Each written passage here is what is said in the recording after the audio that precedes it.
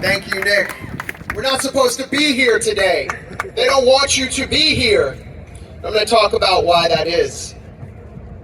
I'm going to address some of the people who don't want us to be here. They do not want an anti-war rally in this town. I want to talk to you as a son of Washington, before I talk to you as a journalist. Someone who's known this city, who grew up in this city in the 1980s, in this imperial capital. And I watched as my city was suddenly struck by a crack epidemic, precisely at the same time that the CIA was seeking covert funding for its illegal wars in Latin America. And I watched as the streets of this city filled up with homeless Vietnam veterans, often still wearing their camouflage BDU, at the dawn of a homeless crisis that is now completely consuming our cities and which is apparent all around us. It was only recently, just a few years ago actually, as I walked through a riverside park by my home here in DC in Anacostia, that I noticed a small memorial to the Bonus Army, commemorating another generation of US veterans who had been abandoned and betrayed by their government. Nearly 90 years ago, thousands of veterans of World War I gathered on the Anacostia Flats and along the Potomac in Hoovervilles, makeshift camps, at the dawn of the Great Depression, to demand the bonuses they had been promised and denied by the US government. They had fought in a segregated army, but they now stood together and lived together as black men and white men. Some were supporters of communism, some were supporters of the kind of America First style conservatism that was becoming in fashion at the time. And all were demonized by a government that saw this show of cultural and political unity as a threat to an empire in the making. Army Chief of Staff Douglas MacArthur warned that pacifism and its bedfellow communism are all around us, as he and the future heroes of the US effort in World War II, Dwight Eisenhower and George Patton, set their forces against these betrayed veterans. And on July 28, 1932, MacArthur and the US Army attacked the Bonus Army and massacred them with tanks, cavalry, and machine guns, following orders to kill the men they had fought beside below the US flag in the trenches of Europe. And we stand here 90 years later, in the same city where this massacre occurred, the countless disastrous wars later. And on the precipice of another economic crisis, we know that by coming here today, by coming together across artificial political boundaries and cultural lines imposed on us by our elites, we stand in the muddy boots of the Bonus Army as an imperial regime in deep decline trembles before us. And that's why it's so tragic to me that this rally has come under attack, not only by the usual suspects in the corporate media, but by sectarian forces that parade as progressive and anti-war.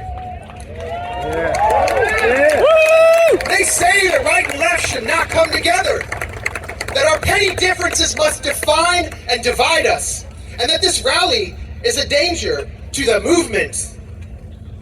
Well, let me speak now as a journalist who's met and lived with people on the other side of the guns of US empire. Let me speak about the Palestinians I met in the rubble of Gaza who'd seen their families wiped out by US-made missiles and howitzers fired by Israel's apartheid army simply because they dared to resist their dispossession. Let me speak to you about the Syrian people I met in Damascus who'd seen their city surrounded by NATO-backed jihadist militias and who now withstand Israeli bombs and sadistic US sanctions. Let me talk to you about the people I met in Venezuela, Nicaragua, in Cuba, the troika of resistance, who have bravely weathered the storm of CIA destabilization plots and economic blockades. The people I know in the Horn of Africa, from Eritrea to Addis Ababa, who have seen 5 million people displaced by a US-backed proxy war that few Americans even know took place. The Koreans I met, who've been separated from their own people and families by an imposed divide, who have not known peace since the genocidal US war waged on them.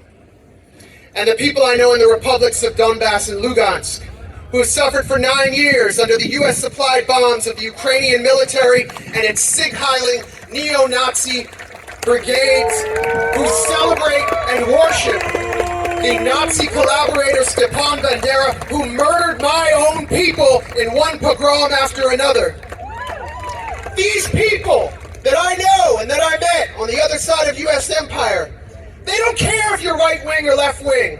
They don't care if you're a camo-clad Trumper or a progressive social justice activist. They don't care if you're vaccinated and masked and boosted. They don't care if you're a libertarian or communist. All they want you to do is be out here today to rage against this sick, satanic, neoconservative war machine. That's what they want.